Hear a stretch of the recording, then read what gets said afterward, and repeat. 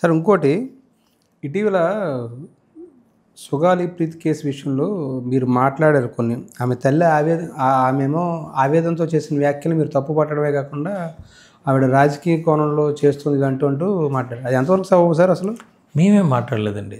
ఎప్పుడు మొన్న మాట్లాడింది ఏం మాట్లాడామంటే సుగాలి ప్రీతి ఇష్యూ అనేది బయటికి రావడానికి కారణం మా పవన్ కళ్యాణ్ గారు. సుగాలి ప్రీతికి జగన్మోహన్ రెడ్డి ఉన్నప్పుడు, వైఎస్ఆర్సీపీ ఉన్నప్పుడే కొన్ని వచ్చాయన్నా కూడా మనం పెట్టిన ప్రెషర్ వల్ల, మనం తీసుకున్న టాపిక్, మనం పెట్టిన ప్రెషర్, విపరీతమైన ప్రెషర్ పెట్టాం వాళ్ళ మీద.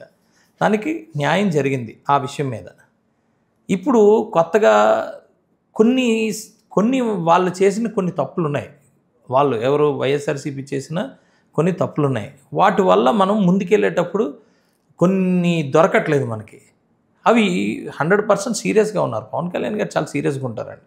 ఆయన చాలా హార్ట్తో పనిచేస్తారు. ఇప్పుడు ఆవిడ అంత చేసినప్పుడు ఈవిడ ఏం విధంగా మాట్లాడిందా, బాధతో మాట్లాడినా, ఏదో అనుకొని మాట్లాడినా, ఆవిడ ఇష్యూ అనేది తీసుకునేది పవన్ కళ్యాణ్ గారు. ఆ ఇష్యూని నార్మల్గా రియాక్షన్ కాదు, అక్కడికి వెళ్ళి ఒక 2-3 లక్షల మందితోని ఒక ఇది చేసి అంత సపోర్ట్ చేశారు ఆవిడికి.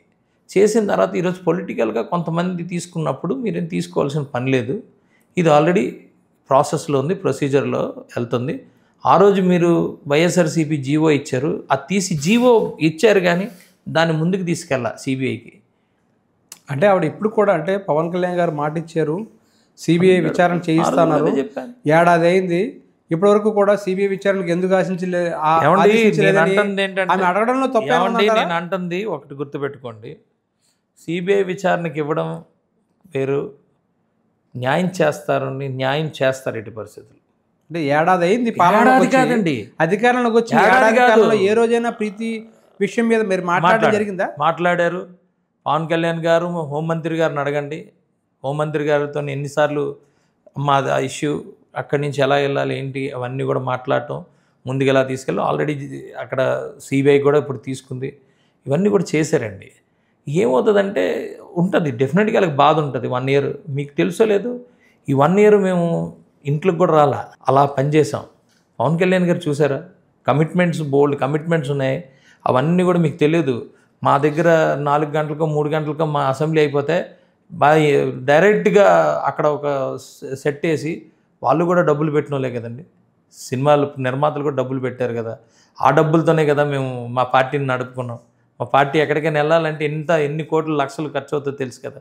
వాళ్ళు కూడా రాత్రి 12, 1 గంట, 2, 3 మళ్ళీ పొద్దున్నే 9 గంటలకల్లా మళ్ళీ అసెంబ్లీకి వచ్చేసేవారు. ఇలా ఒకటి కాదు, సంవత్సరం పాటు సినిమాలే కాదు, ఒక పక్క సినిమాలు, ఒక పక్క ఇది అడ్మినిస్ట్రేషన్, ఒక పక్క అసెంబ్లీ, ఒక పక్క అన్నీ చేసుకుంటూ వచ్చారు 1 ఇయర్ నుంచి.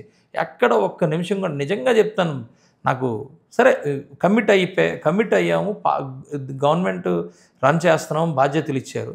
ఇందులో 1 డే 2 డేస్ లేట్ అయితే కానీ వదలలేదండి. అది గుర్తుపెట్టుకోవాలి.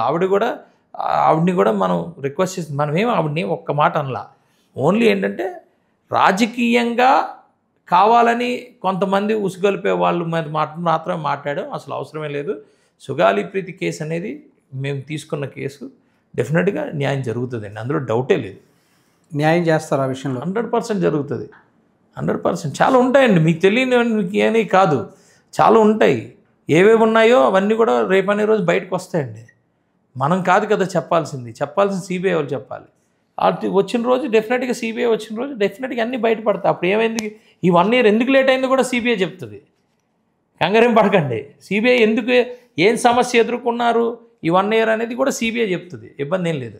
సార్, పవన్ కళ్యాణ్ గారు ఎమ్మెల్యేలకి అసలు సమయం ఇవ్వట్లేదు అంటున్నారు. మాకు బాగానే ఇస్తారు. ఎవరు చెప్పారు సార్? ఇస్తున్నారు సార్. ఇస్తారండి. ఎవరు చెప్పారు ఇవ్వలేదని? ఎమ్మెల్యేలు కలవాలంటే చాలా ఇబ్బంది పడుతుంది. ఎవ్వరూ లేదు, అలాగే లేదు, ఎవ్వరు లేదు. అందరూ మేము హ్యాపీగా ఉన్నాం. వెళ్ళి కలవడం జరుగుతుంది సార్. మాకేముండదండి, మీకు ఇంకా తెలీదో. మేము ఒక ఫోన్ మేము పిఏగా ఎవరికి కొడితే వెంటనే ఆయన రెస్పాండ్ అవుతారు.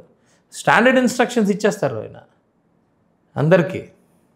అది ఇప్పుడు పవన్ కళ్యాణ్ గారు కూర్చున్నారు అనుకోండి, మేము మైమర్చిపోతాం. చాలామంది ఆయన అభిమానులమే. ఆయన ఒక పక్కన చెప్పాలంటే నేను అభిమాన్ని, ముందుగా నేను ఒక అభిమాన్ని, ఆయన వచ్చి కూర్చున్నాడు అనుకోండి మేము మైమర్చిపోతాం. అది కాదు కదా ఇక్కడ కావాల్సిన బాధ్యత. ఇక్కడ మేము మాకు ఒక బాధ్యత అప్పచెప్పారు. ఆ బాధ్యత మీద మేము ఉండాలి. రోజు పవన్ కళ్యాణ్ గారు ముందు కూర్చొని ఏం చెప్తామండి? 100% స్ట్రైక్ రేట్ అని చెప్పి మీరు పదే చెప్తున్నారు. 21 స్థానాల్లో పోటీ చేస్తే 21 స్థానాల్లో గెలిచారు. 21 స్థానాల్లో జనసేన పార్టీ ప్రజల కోసం ఏం చేస్తుందంటే ఏం చెప్తారు సార్ మీరు? 100% పవన్ కళ్యాణ్ గారు ఒక లైన్ గీసి ఇచ్చారు. ఆ లైన్ మీద మేము వెళ్తాం.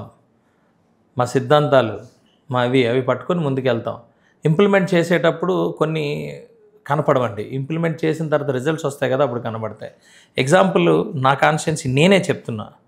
నేను ఈరోజు వచ్చిన వెంటనే ఆటిజంని తీసుకున్నాం. ఆటిజం కోసం ఒక క్వశ్చన్ వేసాం. ఆ క్వశ్చన్ నెక్స్ట్ లెవెల్లోకి తీసుకెళ్ళాం. దాని మీద ప్రజెంటేషన్ ఇచ్చాం. డిపార్ట్మెంటు మినిస్ట్రీ, ఎడ్యుకేషన్ మినిస్ట్రీ ఏదైతే మినిస్ట్రీ ఉందో లోకేష్ గారు దాన్ని ఐడెంటిఫై చేశారు. అక్కడి నుంచి మేము లోకేష్ గారి ద్వారా సెంట్రల్ గవర్నమెంట్కి మేము పెట్టుకున్నాం. సెంట్రల్ గవర్నమెంట్ చాలా అప్రిషియేట్ చేస్తూ 125 ఆటిజం సెంటర్లు ఈ ఆంధ్రప్రదేశ్ రాష్ట్రంలో ఇచ్చారు 3,100 కోట్లతో. ఈరోజు అవన్నీ ఇంప్లిమెంట్ చేస్తున్నాం. ఇది ఎవరు పెట్టారు ఈ సబ్జెక్టు? ఆ 21లో ఎమ్మెల్యేనే కదా నేను. పవన్ కళ్యాణ్ గారు ఏం సాధించారు? పవన్ కళ్యాణ్ గారు ఏం ఆదర్శంగా ఉండి సాధించారు? డైరెక్ట్ అండ్ ఇండైరెక్ట్ అందరూ సాధిస్తున్నాం. నేను ఈరోజు చెప్తున్నాను మీకు, ఇదే ఆటిజం 100% దేశం అంతా కూడా ఇంప్లిమెంట్ చేస్తాం. అది మా కమిట్మెంట్. ఇది నాకు ఎప్పుడు పవన్ కళ్యాణ్ గారు మాకు దారి చూపించారు. ఎక్కడ గ్యాప్స్ ఉన్నాయి, ఎక్కడ ఏమున్నాయి, అవి మీరు చేయండి అని. అర్థమైందండి? 100% ప్రతి రూపాయికి మేము కస్టోడియన్స్. ప్రతి ఒక్క వ్యక్తికి దారి నెక్స్ట్ లెవెల్లోకి తీసుకెళ్ళాలి. రాష్ట్రాన్ని, దేశాన్ని కూడా నెక్స్ట్ లెవెల్లోకి తీసుకెళ్లాల్సిన పరిస్థితి మా మీద ఉంది. మేము దానికి ఏం కావాలని ఈరోజు ఇక్కడ ఉన్నాం. పర్యావరణం కోసం నా టార్గెట్ నేను 4 లక్షల మొక్కలు నా టార్గెట్ నేను పెట్టున్నాను. దాంతోపాటు బర్డ్స్కి కానీ, యానిమల్స్కి కానీ, పిల్లలకు కానీ వీళ్ళకి కావాల్సినవి నేను అందులో ఇంక్లూడ్ చేసుకుంటున్నా. ఇవన్నీ పవన్ కళ్యాణ్ గారు ఒక పర్యావరణ పరిరక్షణ అని వదిలేశారు అంతే. ఆ పరిరక్షణ ఎలా చేయాలనే దాని మీద మేము సిన్సియర్ ఎఫర్ట్స్ పెడుతున్నాం. పవన్ కళ్యాణ్ గారు డిప్యూటీ సీఎంగా ఎలా పనిచేస్తున్నారంటే ఏం చెప్తారు సార్? అబ్సల్యూట్లీ వన్నీ వచ్చింది. ఆ పదవికి వన్నీ తెచ్చాడు ఆయన. నార్మల్గా పవన్ కళ్యాణ్ గారి మీద నాకు చాలా ఇది ఉంటుందండి. నేను ఆయన ఒక ఎలా అంటే కారణజన్ముడు.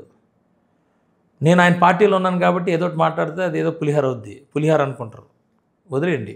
ఎప్పుడు కూడా మనకి అబ్దుల్ కలాం గారు ఉండేవారు. అబ్దుల్ కలాం గారు మనతో పాటు ఉన్నప్పుడు మీకు తెలుసు కదా, అమెరికా వెళ్ళేటప్పుడు ఆయన మొత్తం డ్రెస్ ఇప్పించి చెక్ చేశారు. ఆయన చనిపోయిన తర్వాత వాళ్ళ ఫ్లాగ్ హాఫ్కి కిందకి దించారు.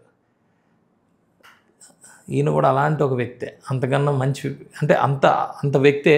ఆయన ఇంకా ఎక్కువగా నలుగుతున్నాడు. ఆయన ఇంకా ఎక్కువ ఉలి దెబ్బలకి తట్టుకుంటున్నాడు. ఇంకా లోపలికి వెళ్తున్నాడు. ఇంకా గట్టిగా పనిచేస్తున్నాడు. డెఫినెట్గా ఆయనతో మేము ఉండడం మా పూర్వజన్మ సుకృతం. ఈరోజు రాజకీయ దీంట్లోని ఆయన కూడా స్ట్రగుల్ అవుతున్నాడు, మేము కూడా స్ట్రగుల్ అవుతున్నాం. అందుకని ఆయన చూసే మేము పట్టించుకోం ఏమీ. మేమేం చేయాలనుకుంటున్నామో చేస్తున్నాం. ఆ చేసేటప్పుడు డెఫినెట్గా కొంతమంది రాళ్ళు ఇసురుతారు. ఏమీ చేయకుండా ఇంట్లో కూర్చున్నాడు బాగానే ఉంటాడు. ఏమి చేయకుండా ఏదో ఒకటి చేసినట్టు మీద రాళ్ళు ఇసురుతారు.